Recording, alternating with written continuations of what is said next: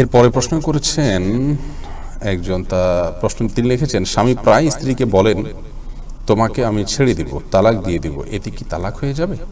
স্বামী যদি স্ত্রীকে প্রায় বলেন যে তোমাকে আমি তালাক দিব, ছেড়ে দিব, ডিভোর্স দিয়ে দিব, এরকম অনেকে বলেন আজকাল, এবং এই প্রশ্নটি আর অনেক মানুষের।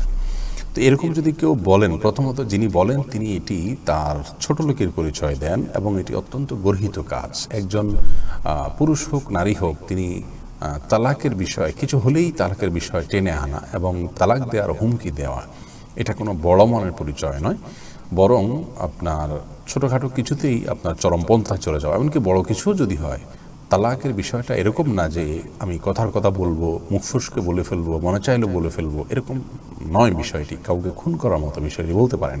একটা সম্পর্ক শেষ করে ফেলা, একটা সম্পর্ক মেরে ফেলা।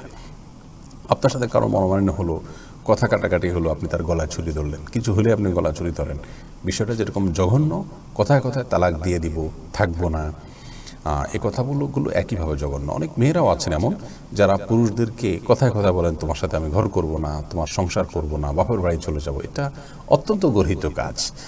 প্রিয় ভাই বোন আমার, আল্লাহ রাব্বুল আলামিন আমাদেরকে যে জান্নাত দিবেন, সেই জান্নাতটা সবরের বিনিময়ে দিবেন। জান্নাত সম্পর্কে আল্লাহ বলেছেন যে জান্নাত কেন দেওয়া হবে? বিমা সবরতুম, তোমরা যে সবর করেছো সেই জন্য তোমাদেরকে জান্নাত দেওয়া হবে। বিধায় ধৈর্য ধারণ করতে হবে। তালাকের বিষয়টা এরকম যে আপনি দুষ্টুমি করে যদি তালাকের কথা বলেন, তালাক হয়ে যাবে, অতএব এটা ছেলে খেলার বিষয় নয়, এবং এটা দিয়ে ভয় দেখানোর বিষয়ও না। অনেকে ভয় দেখানোর জন্য এগুলো বলেন, এগুলো উচিত নয়। আপনি তালাক যদি দিতেই হয়, তাহলে আপনার স্ত্রীকে সংশোধন করবার জন্য প্রাইমারি স্টেজ, এরপরে পরবর্তী স্টেজ, তারপরের স্টেজ, একটা একটা করে ধাপ পার হবেন।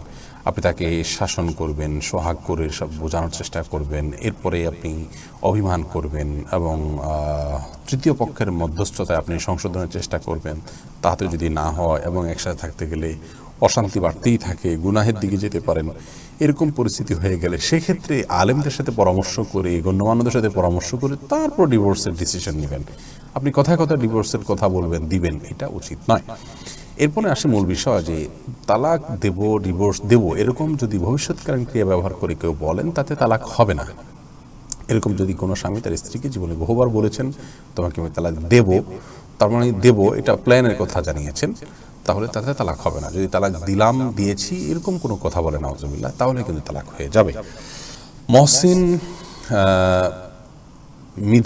মিধিয়া এই আইডি থেকে আপনি প্রশ্ন করেছেন আমাদের ইউটিউব চ্যানেলে, আমি ইন্ডিয়ার পশ্চিমবঙ্গ থেকে বলছি, আমাদের মুখ্যমন্ত্রী মমতা বন্দ্যোপাধ্যায় একটা প্রকল্প বার করেছেন, নাম লক্ষ্মী ভাণ্ডার।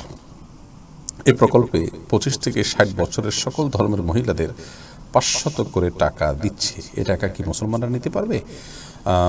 ভাই মহসিন, যদি সরকারি ফান্ড এবং কোষাগারের টাকা দেওয়া হয়, সরকারের পক্ষ থেকে ভাতা বা সহযোগিতার অংশ হিসাবে দেওয়া হয়, তাহলে এটি নেওয়াতে কোনো অসুবিধা নেই। নাম লক্ষ্মী ভাণ্ডার দেওয়া হয়েছে, এটার ফান্ড কীভাবে আসে, উদ্দেশ্য কী, এ সম্পর্কে যদি আরও বিশদভাবে জানতে পারতাম তাহলে আরও স্পষ্ট করে জিনিসটা বলতে পারতাম। আমি শুধু মৌলিক কথা আপনাকে বলে রাখলাম যে সরকারি ফান্ড যদি হয়, তাহলে সে ফান্ডের টাকা থেকে সরকার সহায়তা করলে সে সহায়তা আপনার হিন্দুদেরকেও করা হয়, মুসলমানদেরকেও করা হয়, মুসলমানরা গ্রহণ করতে পারেন, কোনো অসুবিধা নেই।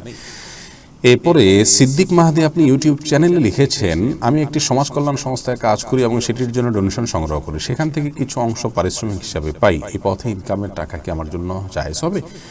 প্রতিষ্ঠান আপনাকে যদি আপনার পারিশ্রমিক হিসাবে আপনি যে টাকা কালেকশন করছেন সেখান থেকে আপনাকে কোনো একটা অংশ দেয়, ইনশাআল্লাহ এটা আপনার জন্য নাজায়েজ হবে না, যদি সেই কালেকশনটার আপনার কোনো হারাম কাজে জন্য কালেকশন না হয়।